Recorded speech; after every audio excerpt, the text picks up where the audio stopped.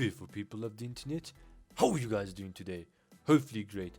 And welcome to Budget Builds, where we use zero format and achieve maximum efficiency. In today's video, we're taking a close look at the Astilla Prime.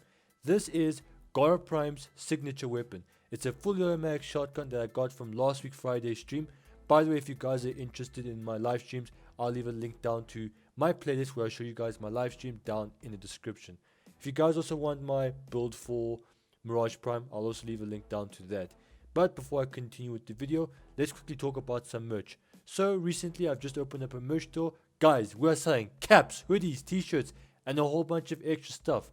If you would like to support me or the channel any further, make sure to go buy some merch. And if you guys do doing that, make sure to tag me on my personal Instagram account at OneManArmyYigit or at OneManArmyYigit_merch, and we'll definitely do some shoutouts. And remember to spot and click the subscribe button for more Warframe videos, and let's do this. Alright, so here's the Astilla Prime. A bit of lore here, but essentially it is Gara's signature weapon, or Gara Prime's signature weapon, and what it does is shoots out these loose glass fragments that deal quite a bit of damage. If you shoot an enemy directly, then you'll deal impact. However, if you shoot next to an enemy, a radial attack will happen, and you'll deal either puncture or slash, but mainly slash.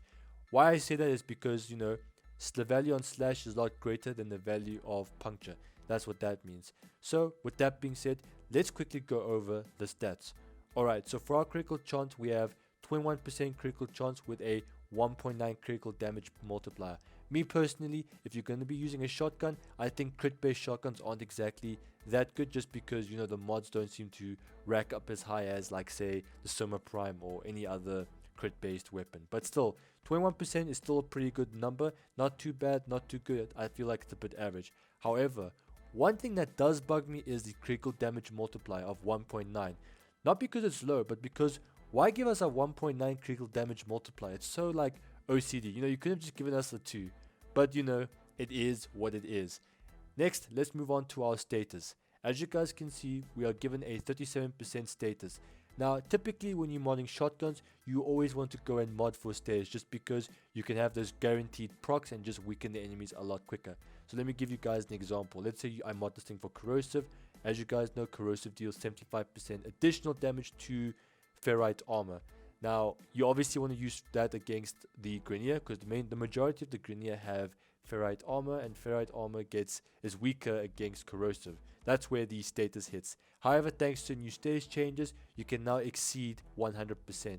Usually when you guys exceed 100% status, you'll start dealing multiple damage types. So let's say you got viral and slash, and you mod this thing for viral.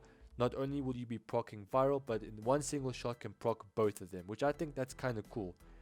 And lastly, let's go over its physical damage. Now, if you hit an enemy directly with a projectile, you will only deal impact. However, if you shoot next to an enemy, what's going to happen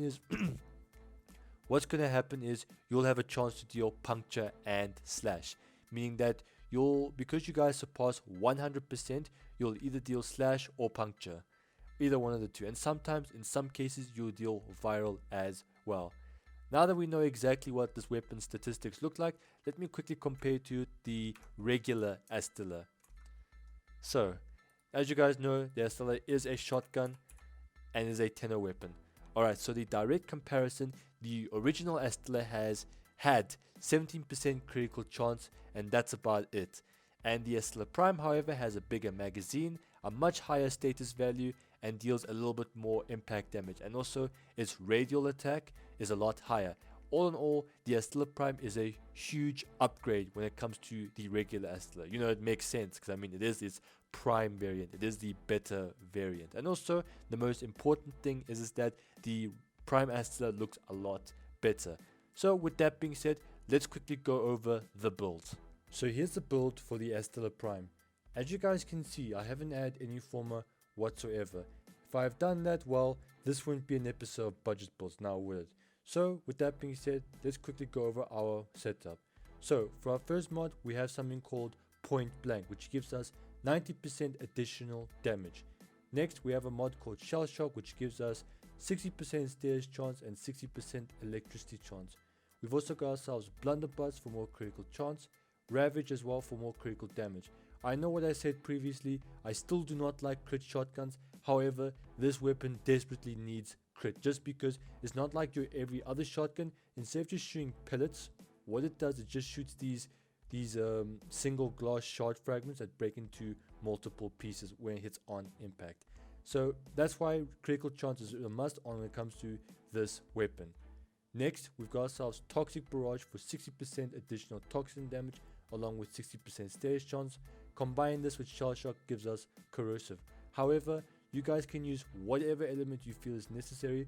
Viral is still pretty good, but once again, I recommend that you guys mod for whichever factions you guys fight. So for instance, if you guys are fighting Grenier, then you want to deal with Corrosive.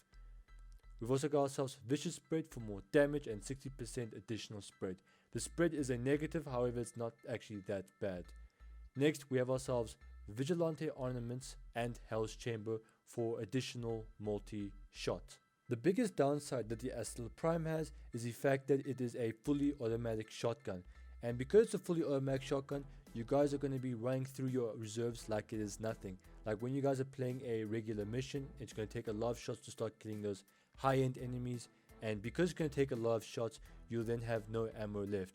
I feel like the Ball Prime is a lot better than this weapon, but it still has the same problem, that being it is fully automatic. Weapons like the Tigress Prime are a lot better because you deal a lot of damage, and you don't really fly through all your ammo reserves. But it is what it is. Now let me show you guys how well this weapon performs against armored units. Now against level 100 bombards or heavy gunners, it doesn't really do that good.